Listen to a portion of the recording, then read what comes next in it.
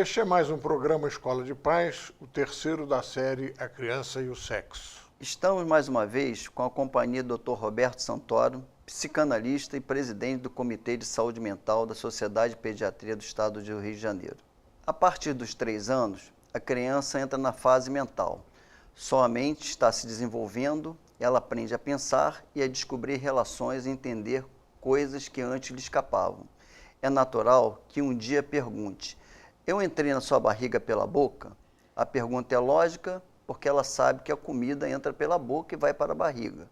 É hora de dar mais informação. Que informação, doutor Roberto? É importante, então, aí entrar no específico, né? E dizer que a criança, ela entra, né? Quer dizer, a criança é concebida pela vagina mesmo, né? E que ela também sai pela mesma via, né? Aí você vai usar a terminologia, né? Os pais devem usar a terminologia que eles usam para a criança. É o pipi da mamãe, enfim, alguma coisa assim. A simples pergunta já indica que a criança está preparada para saber mais. Ela merece uma resposta verdadeira, sincera, concreta. Você entrou por onde a mamãe faz pipi. E quando ficou pronto, saiu por ali também. Se seu filho ou filha tem liberdade para perguntar e habituou-se a ter resposta, pode ser que isso seja suficiente por enquanto. Mas pode ser que ela queira saber mais e as respostas devem ser dadas com naturalidade, sem angústia e sem mistério. Crianças crescem rápido e, de repente, já estão querendo detalhes, os como e os porquês. Ela já tem muita informação e domina muito conhecimento, mas está interessada nos processos, nas causas e nos efeitos, nos detalhes. Por exemplo, como é que o papai colocou a semente dentro da barriga da mamãe? Como deve ser feito esse momento, que é um momento importante de informação, doutor Roberto? Vale explicar, se a criança faz uma pergunta tão específica assim, explicar com mais detalhes, né? Você pode dar uma resposta concisa, né? Dizer que também que o pai, lá pelo pipi, pelo pênis, enfim, com o nome que você usa, ele colocou então dentro uma sementinha dentro da barriga da mamãe, e a partir dessa sementinha que a criança cresceu dentro da barriga da mamãe e depois saiu quando estava pronta. Eu acho que isso é interessante nesse momento mostrar algum tipo de material que possa ajudar, de imagem, de fotos, isso ajudaria alguma coisa? Olha, essa é uma resposta que não tem assim, vamos dizer assim, uma fórmula. É necessário os pais usarem a sensibilidade, porque se você dá uma resposta e a criança se satisfaz com aquela resposta, você para por ali. Se você vê que a curiosidade continua, aí sim vale a pena você pensar em mostrar algum material para a criança. Livros infantis são úteis para essa fase do conhecimento? Com certeza, existem alguns livros que tratam justamente da questão da educação sexual para crianças em linguagem apropriada para a idade da criança, né? É preciso, obviamente, os pais examinarem esses livros previamente para ver se os livros são adequados ou não. De repente, a sua criança cresceu e já está querendo saber de detalhes. Aprendeu a pensar, quer saber dos comos e dos porquês, já tem muita informação e domina muito conhecimento. Está interessada nos processos, nas causas e efeitos. Como é que o papai colocou a semente na barriga da mamãe? A simples pergunta já indica que a criança está suficientemente madura para receber a informação que procura. Ela merece uma resposta verdadeira, concreta, sincera, dita com naturalidade, sem mistério e sem angústia. É hora de explicar, de forma clara e concisa, o papel do pai, sem pormenores supérfluos, mas sem esconder o essencial. É hora de informar que aquilo que meninos e homens têm entre as pernas é um pênis, e que as meninas e mulheres têm vagina. Foi com o pênis que o pai colocou a semente dentro da barriga da mãe. Por que devemos evitar apelidos e nomes inventados para os órgãos sexuais? É certo que eles revelam um certo constrangimento que as coisas do sexo costumam provocar nos adultos. Com certeza, se a criança tem um desenvolvimento cognitivo suficiente, nós devemos chamar as coisas pelos nomes que realmente elas têm, né? E principalmente os nomes mais habituais usados, né? E usar nomes que escondem a realidade das coisas não ajuda em nada. Quem respondeu foi o Dr. Santoro, que vem mais uma vez falar com sua experiência de médico e de psiquiatra. Preste atenção na criança e é fácil verificar se você respondeu como devia. Observe suas reações, seu comportamento, se ela demonstra ansiedade ou tem mudanças inexplicáveis de comportamento, é porque tem dúvidas e isso a está perturbando. Se for o caso, use um livro sobre sexo para esclarecê-la. Há vários, bem feitos. O senhor recomenda algum em especial? Não tem nenhum que eu recomendo especialmente, mas eu sempre acho que os pais devem examinar os livros, ler os livros detalhadamente para ver o conteúdo e ver a adequação dos livros a essa função de explicar para as crianças as questões de sexualidade. Aos 6 anos, a criança começa uma nova fase de sua evolução. Dizem os psicólogos que ela já superou o desejo de casar com o pai ou a mãe. Seus afetos se ampliam para fora da família, tem muito interesse, muita coisa nova a investigar, experimentar, descobrir. Tanto as sensações quanto as preocupações de ordem sexual diminuem, certo? Sim, a criança fica mais voltada então para as atividades, os jogos com os colegas, o esporte, o aprendizado, né, na escola, e esses interesses sexuais diminuem nessa fase e vão ressurgir na adolescência. Crianças aos 6 anos são menos movidas pelo instinto e mais pela inteligência. Os psicólogos chamam essa época período de latência, e a criança está pronta para rever e sistematizar na sua cabeça o que aprendeu sobre o sexo, sem uma excessiva carga emocional. Dr. Santoro, o que quer dizer esse período de latência? Esse nome foi cunhado pelo Freud, né, que descreveu essas etapas da sexualidade infantil, e ele dizia então que depois de passado o complexo de Édipo e se resolvendo o complexo de Édipo, a criança então começava a se voltar menos para as questões sexuais e mais para outras questões da vida, né, principalmente para o aprendizado. E essa questão sexual ressurgiria então na adolescência. Então, o período de latência é um período em que, vamos dizer assim, a sexualidade fica meio que adormecida nessa fase entre os 6 anos até lá os 12, 13, 14 anos, quando ressurgem os impulsos sexuais e as questões sexuais voltam a primeiro plano novamente. O senhor tinha uma observação a respeito do que nós falamos no programa anterior sobre Freud. Qual era? Na verdade, Freud descreveu o complexo de Édipo como uma etapa normal do desenvolvimento humano, sem implicações patológicas. Ele achava que o complexo de Édipo tomaria conotações patológicas quando houvesse problemas no seu desenvolvimento. Por estar nesse período de latência, é provável que a criança não pergunte mais, não provoque uma oportunidade para os pais. Pai e mãe já podem assumir a iniciativa a partir de algum fato do dia a dia, como a gravidez de uma pessoa próxima, afetiva ou geograficamente, para introduzir o assunto com as crianças. O que o senhor acha disso como uma estratégia? Eu acho que nos tempos atuais, na sociedade em que a gente vive, em que as crianças são muito expostas à sexualidade adulta, nos meios de comunicação principalmente, essas questões sexuais vão surgir naturalmente sempre.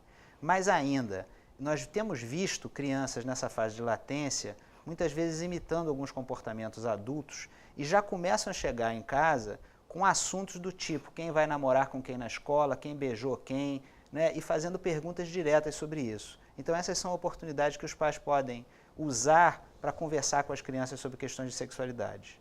Dr. Santoro, há uma diferença muito grande entre informação e educação sexual?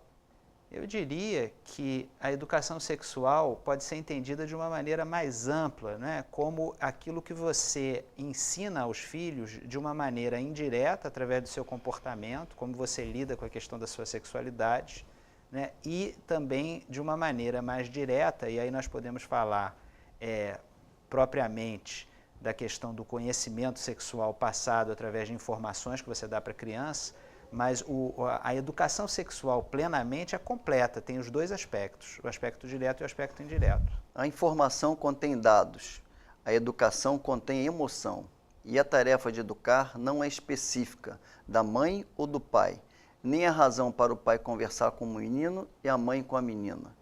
Mães e pais juntos habituarão a criança à convivência, ao diálogo, a comunicação que facilita a criança a entender a vida em família e a responsabilidade. e o prazer que há em ser pai e mãe. A naturalidade com que os adultos falam a respeito de sexo é o que ensina que o sexo é natural, isto é, da natureza. O senhor concorda que os pais são as pessoas mais indicadas e de maior confiança para a conversa com a criança sobre o sexo? Concordo.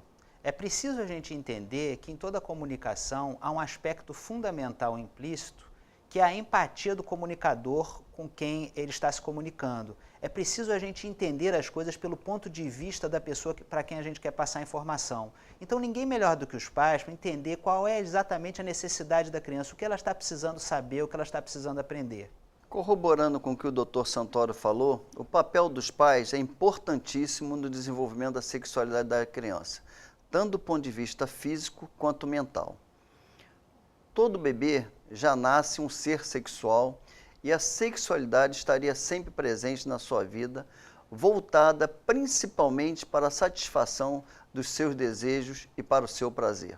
Os adultos podem tentar enganar-se, não reconhecendo o prazer sexual que é mamar e dar de mamar ao seio, que é a esfregação da genitália durante o banho da criança pequena, mas certamente vê como sexual a masturbação e a troca de penetrações entre crianças. Como é que os pais devem encarar essas atividades entre crianças e quando é que vão entender que isso não tem a ver com homossexualismo? Muitas vezes os pais têm muita dificuldade com a própria sexualidade, então não sabem lidar muito bem com as questões da sexualidade infantil.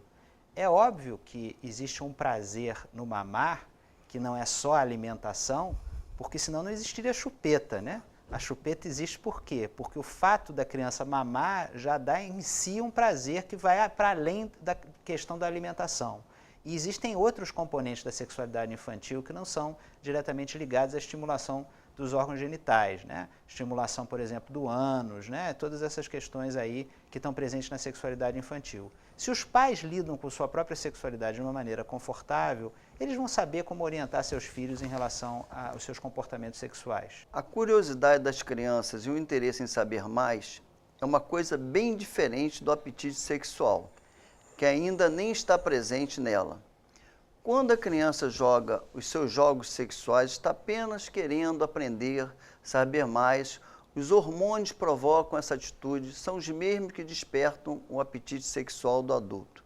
Mas a criança não está procurando satisfação sexual e se cuidando de investigar e descobrir a respeito de si mesma. Mesmo sem informação correta, ela vai procurar uma explicação, uma forma de entender o sexo e as diferenças sexuais, de satisfazer sua curiosidade e de atender a seus impulsos.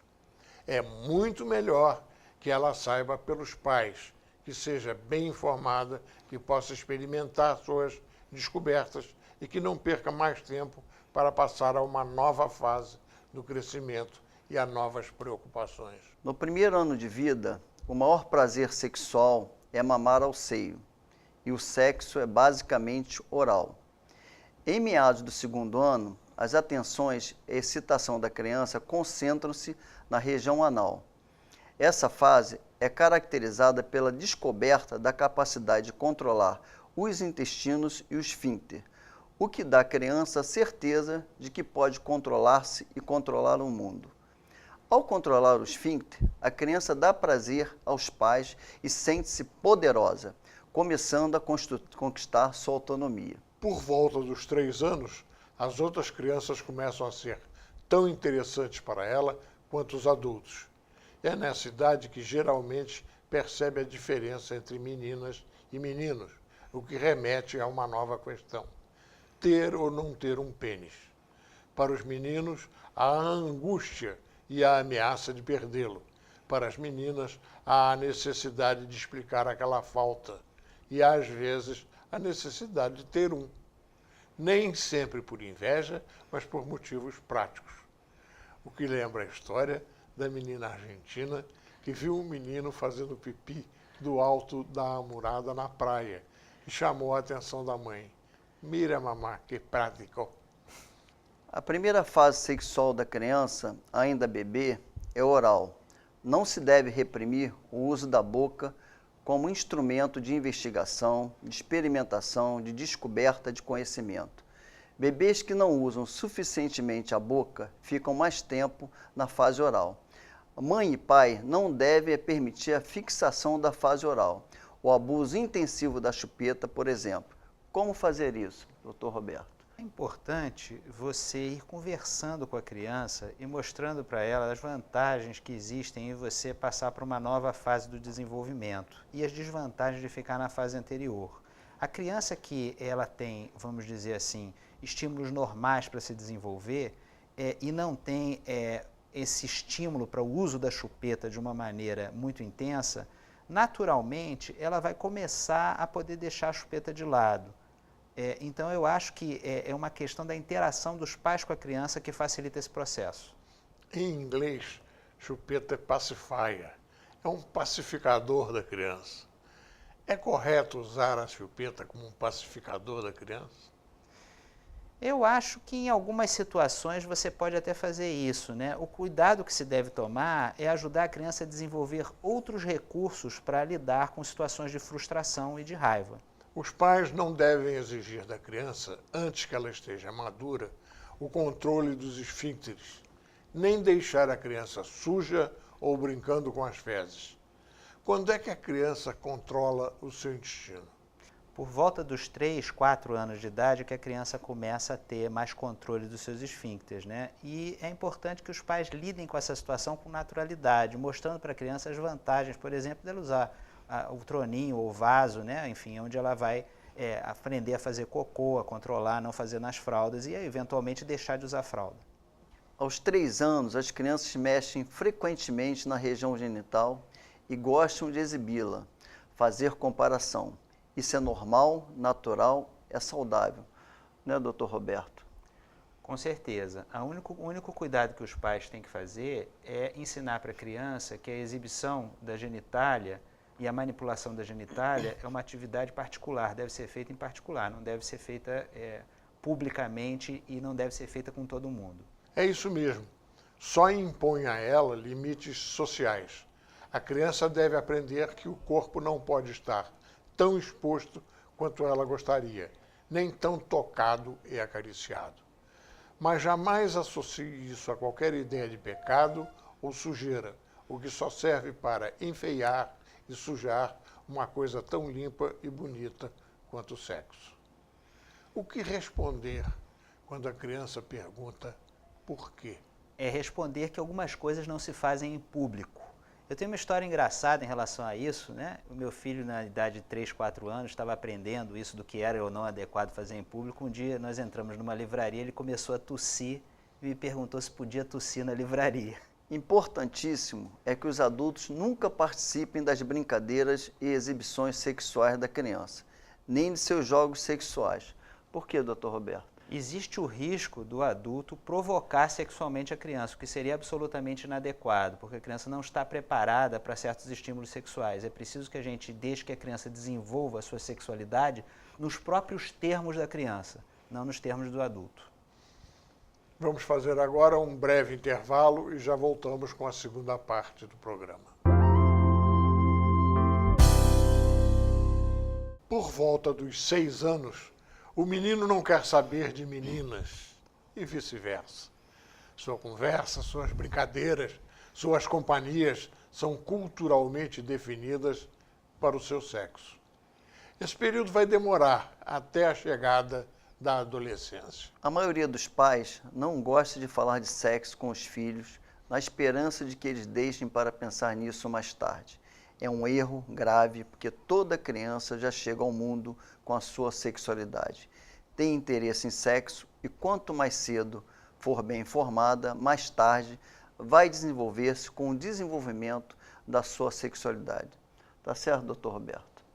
De fato, é importante que a gente dê informações para que a criança saiba lidar com as situações da vida, né? E quanto mais cedo você dá essas informações, obviamente respeitando o nível cognitivo da criança e o interesse que ela tem pelas questões, tanto melhor a criança vai se preparar para lidar com essas questões quando crescer. Ou seja, é sempre bom reforçar que os pais devem, eu acho que é importante a gente reforçar isso, que os pais devem dominar a sua ansiedade e perceber o que a criança efetivamente, qual o limite que ela quer saber. Com certeza, o guia para você dizer para a criança sobre o assunto é o limite da curiosidade da criança. Você perceber até onde ela quer saber.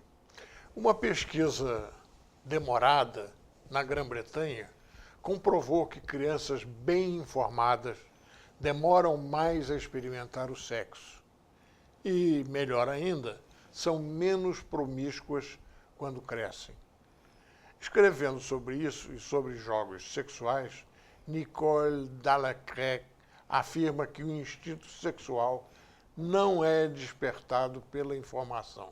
Psicólogos, psicanalistas e psiquiatras podem informar que na exploração do inconsciente não há quem caminhe sem tropeçar com o sexo mal resolvido. Por que, Dr. Roberto?